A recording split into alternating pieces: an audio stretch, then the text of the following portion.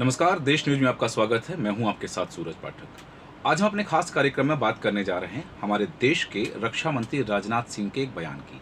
दरअसल यह चर्चा राजनाथ सिंह के बयान की नहीं बल्कि उनके बयान से हमारे पड़ोसी देश पाकिस्तान में मची खलबली पर है। हमारे रक्षा मंत्री के एक बयान से पाकिस्तान की बौखलाहट उजागर होने लगी है। पाकिस्तान का डर सामने आ गया है।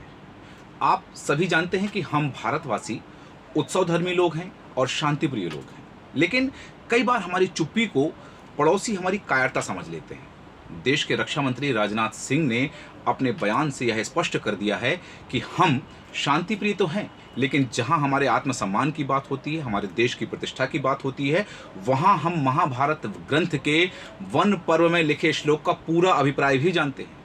महाभारत के वन पर्व में उल्लेख है कि अहिंसा परमो धर्मः, धर्म हिंसा तथैव च, जिसका अर्थ होता है कि अहिंसा ही परम धर्म है, पर धर्म की रक्षा के लिए की गई धर्म हिंसा भी उससे बड़ा धर्म है। और राष्ट्र प्रेम, देशभक्ति हमारा सबसे बड़ा धर्म है। दरअसल द्रास में 24वें विजय दिवस के अवसर पर कारगिल युद्ध स्मारक पर आयोजित एक सभा में केंद्रीय रक्षा मंत्री राजनाथ सिंह ने पाकिस्तान को कड़ी चेतावनी देते हुए कहा है कि जरूरत पड़ी तो सेना एलओसी पार करने के लिए भी तैयार है। उन्होंने कहा कि कारगिल युद्ध भारत पर थोपा गया था। रक्षा मंत्री राजनाथ सिंह ने कहा कि भारत अपना सम्मान और प्रतिष्ठा बनाए रखने के लिए नियंत्रण रेखा मतलब एलओसी पार करने के लिए भी तैयार है। साथ ही उन्होंने कहा कि आम नागरिकों से ऐसी स्थिति में सैनिकों के समर्थन के लिए तैयार रहने का आह्वान भी किया है। रूस यूक्रेन युद्ध का उदाहरण देते हुए राजनाथ सिंह ने कहा कि युद्ध 1 साल से भी अधिक समय से चल रहा है, क्योंकि वहां के नागरिक आगे आए और युद्ध में हिस्सा ले रहे हैं। राजनाथ सिंह ने 24वें कारगिल विजय दिवस के अवसर पर कारगिल युद्ध स्मारक पर पुष्प चक्र अर्पित कर 1999 में हुए कारगिल युद्ध के दौरान अपना जीवन बलिदान करने वाले सैनिकों को श्रद्धांजलि दी और कहा कि पाकिस्तान ने हमारी पीठ में छुरा भोंका था। कारगिल युद्ध भारत पर थोपा गया था।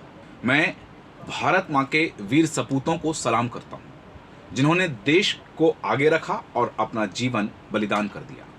राजनाथ सिंह ने कहा कि जब भी युद्ध की स्थिति होती है, हमारी जनता ने हमेशा हमारे जवानों का समर्थन किया है, लेकिन यह समर्थन अप्रत्यक्ष रूप से रहा है।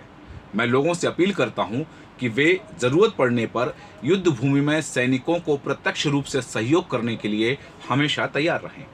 हम देश का सम्मान और प्रतिष्ठा बनाए रखने के लिए किसी भी हद तक जा सकते हैं। अगर इसके लिए एलओसी पार करना हो तो हम वह भी करने के लिए तैयार हैं। आपको बता दें कि भारतीय सेना ने 1999 में लद्दाख की अहम चोटियों पर कब्जा करने वाली पाकिस्तानी सेना को खदेड़ने के लिए भीषण जवाबी हमला किया था।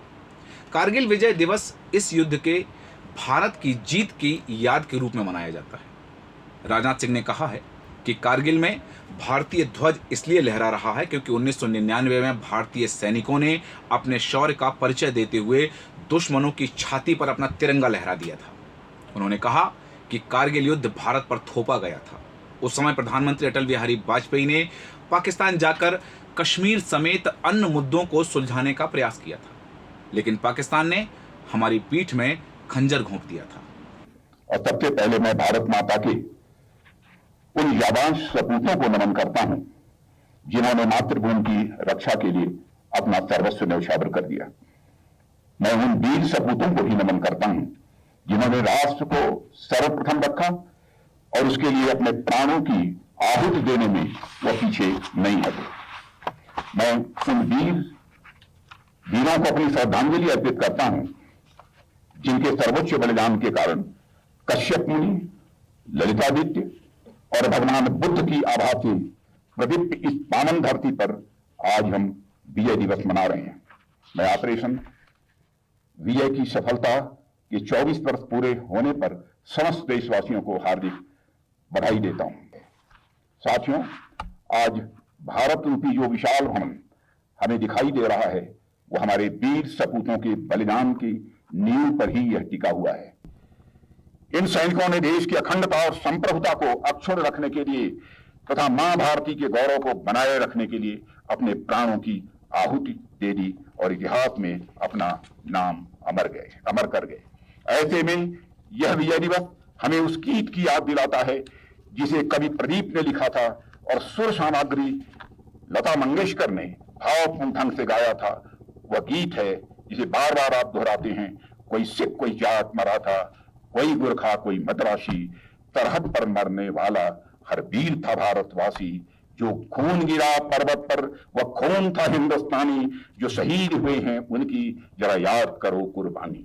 कारगिल दिवस के मौके पर द्रास में रक्षा मंत्री राजनाथ सिंह ने कहा था कि 1999 को कारगिल युद्ध जीतने के बाद भी सेना ने एलओसी पार नहीं की, क्योंकि भारत एक शांति प्रिय देश है।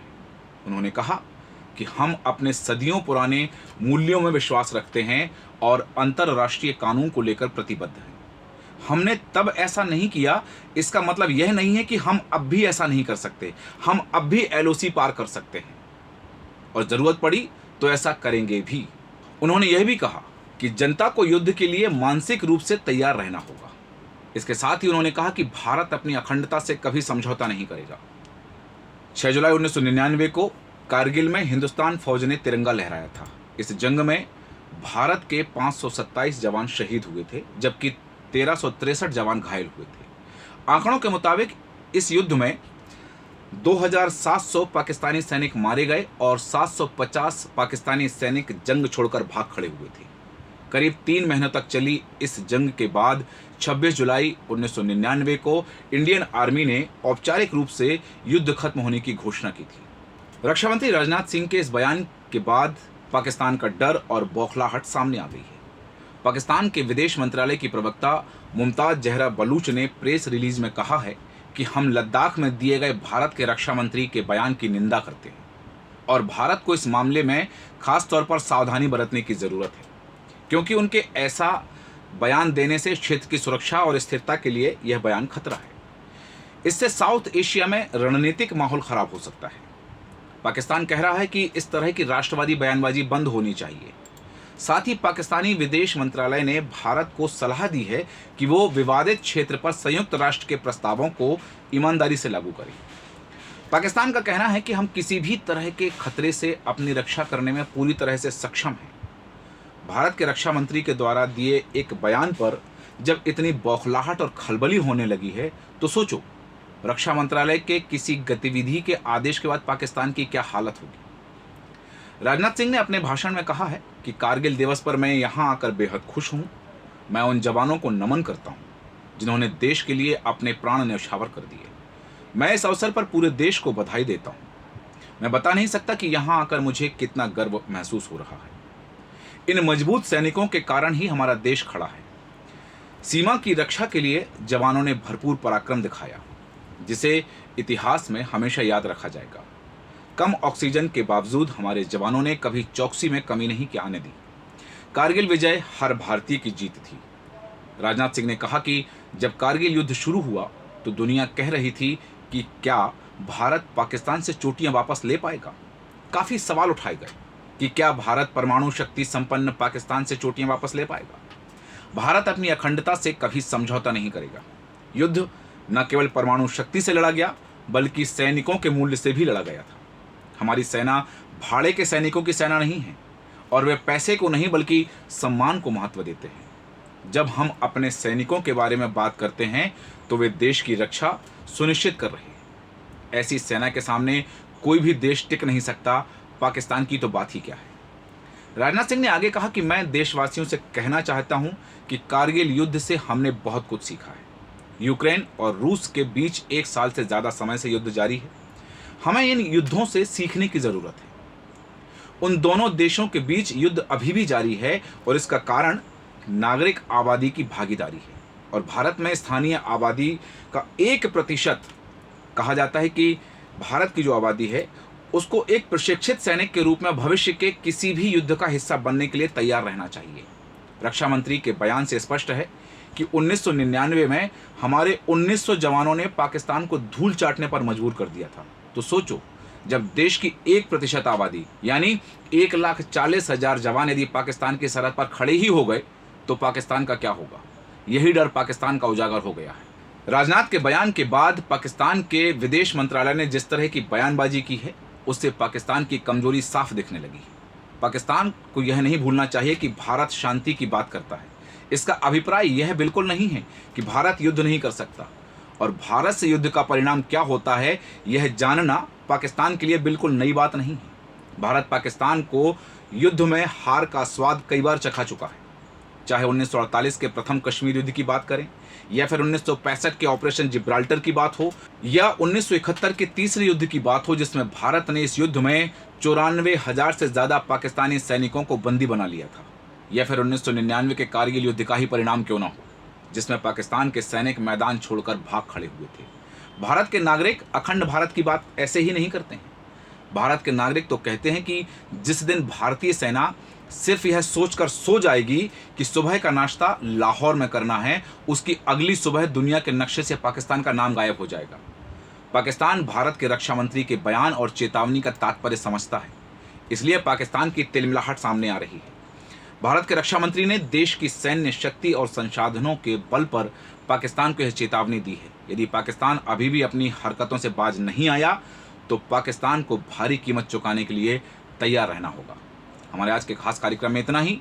कल फिर होगी आपसे मुलाकात, तब तक बन रहे हैं देश न्यूज के साथ। नमस्कार।